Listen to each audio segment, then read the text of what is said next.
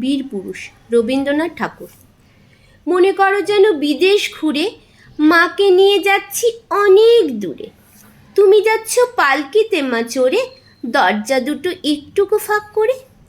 আমি যাচ্ছি রাঙা ঘোড়ার পরে, টক বগিয়ে তোমার পাশে পাশে। রাস্তা থেকে ঘোড়ার খুঁড়ে খুঁড়ে রাঙা ধুলোয় মেঘ গুড়িয়ে আসে। সন্ধে হলো, সূর্য নামে পাটে, এলেম যেন জোড়া দিঘির মাঠে। ধুধু করে যেদিক পানে চাই, কোনোখানে জনমানব নাই। তুমি যেন আপন মনে তাই, ভয় পেয়েছো ভাবছো এলেম কোথা।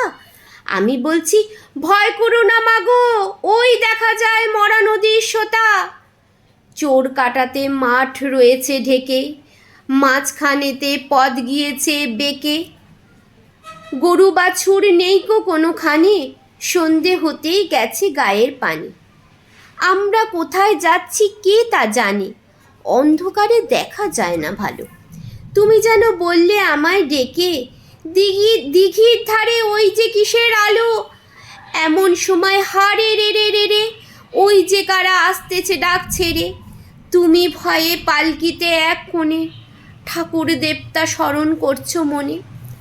বেয়ারাগুলো পাশের কাটা বনে, পালকি ছেড়ে কাঁপছে থরো থরো। আমি যেন তোমায় বলছি ডেকে, আমি আছি ভয় কেন মা করো। হাতে লাঠি মাথায় ঝাঁকড়া চুল, কানে তাদের গোজা জবার ফুল। আমি বলি দাঁড়া খবরদার, এক পা কাছে আসিস যদি আর। এই চেয়ে দেখ আমার তলোয়ার, টুকরো করে দেব তোদের সেরে।